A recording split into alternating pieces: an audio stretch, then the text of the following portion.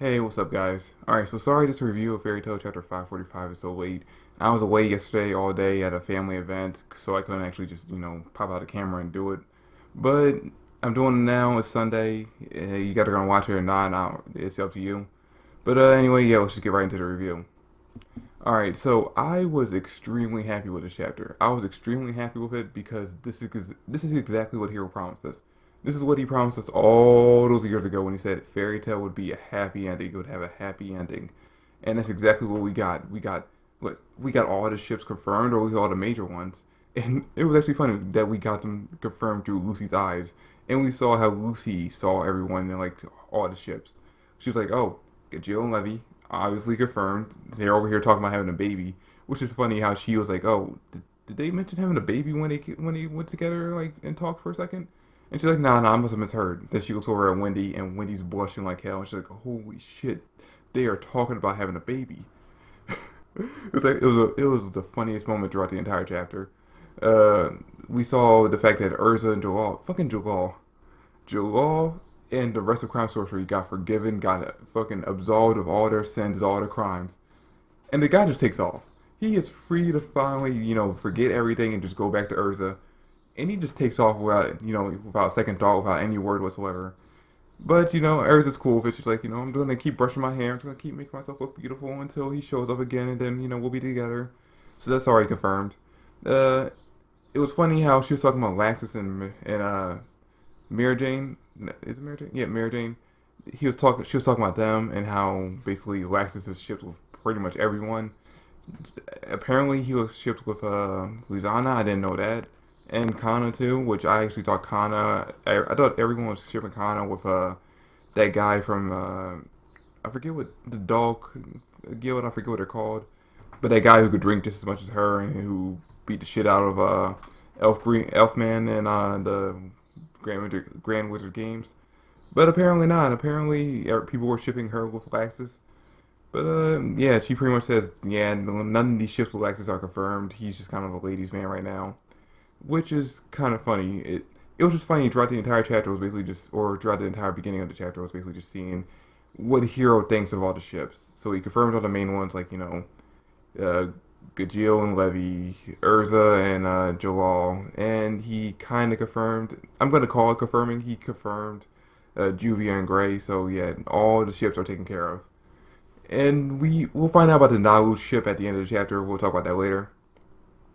Now, again, with the happy ending, we get the surprise, and I did not see this coming at all. I didn't see this in any of the spoilers. No one was talking about this. We got fucking, we got fucking the first. We got damn. I'm really blanking on her name right now. I can't think of her name. Wait, we got the first Master of Fairy Tale and Zeref both back to life out of nowhere, reincarnated as completely new people.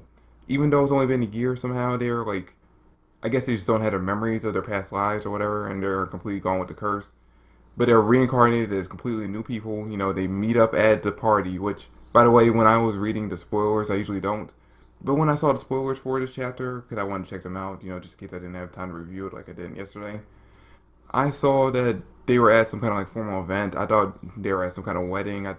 Based on what I saw from Gajeel and Levy in the spoilers, I thought, oh shit, are they getting married or something, or like, are some main characters getting married and that's where they're at?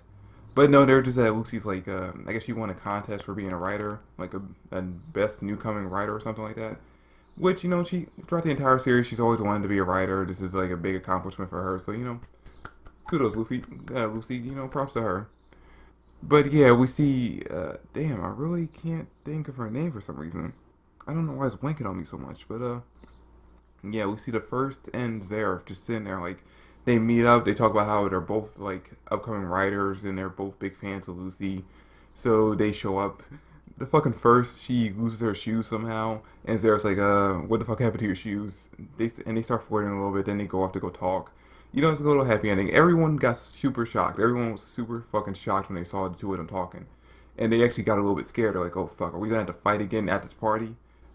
But nah, it was a cool event. They kind of went off to do their own thing. It's kind of cool. It's nice to see that the fact that they were not only together in death, but they get to be together in life too. And they also have a little Easter egg of August. So, They mentioned August only as in like the month, but maybe this is like hinting that they will have a kid, they will have like a new August or a reincarnated August, and they'll be able to give him the love that he always wanted from his parents. So yeah, the first part of the chapter was basically just confirming all the ships that everyone's been fighting over this entire time and just confirming them. Or at least all the major ones. Hero didn't even bother talking about all the like fake ones that people had like Freed and actually no. I think there was a little mention of Freed and Laxus, and Lucy was like, nah, that's not happening. But yeah, it's pretty much all that happened in the beginning of the chapter, and we got to after that we got to take a quick little look at what all the other guilds are doing right now. We saw that Minerva and Sabretooth are doing the exact same thing they've always been doing, just goofing around, being like basically the knockoff Fairy Tail. I don't want to really call them the knockoff Fairy Tail, but that's kind of what they became after the Grand Magic Games, the knockoff Fairy Tail. We saw all the other guilds. We saw like Kaguya, her guild is now just like the exclusive models for the Fairy Tail for like the Wizards magazine. So yeah, that's going on with them. We see Wendy go back to I think Lamia Scale. I think that's Lamia Scale, and she's doing her like kind of like Thanksgiving parade thing with Chella. I think that's how you pronounce her name, Chella. And we also see that we also get a happy ending with Chella because she gets some of her magic powers back. She's like apparently she's slowly gaining her magic ability back, which is surprising. Considering we were told that she lost all her magic ability, and they pretty much reconfirmed it when they were doing the whole fairy spirit thing, and she couldn't help out at all besides being moral support. But yeah, she's getting some of her magic ability back, so they're happy about that. Then we get kind of this like little moment where it seems like, oh shit, was everything a fucking dream? Because Lucy just like jumps up out of her bed. She's like, holy shit, what the fuck? Like, was all this a dream? And then literally the next page is we see her yelling at Natsu and Happy for being in her room. She got completely drunk. She got completely wasted. They had to carry her back to. Sorry, I had something in my throat right there. Natsu and Happy had to carry her back to her home, which little cute moment because then apparently she wouldn't let Natsu go, so he had to sleep with her in the bed. It was actually a little cute right there. But yeah, she's in there. She starts crying out of nowhere. Lucy just starts crying out of nowhere when she remembers all the shit that happened since she met Natsu and Happy. They're like, "Hey, why are you crying?" She runs up and hugs them. She's like, "I'm just so fucking happy that I met you guys." And then we get this little moment where she's like basically confirming her feelings for him.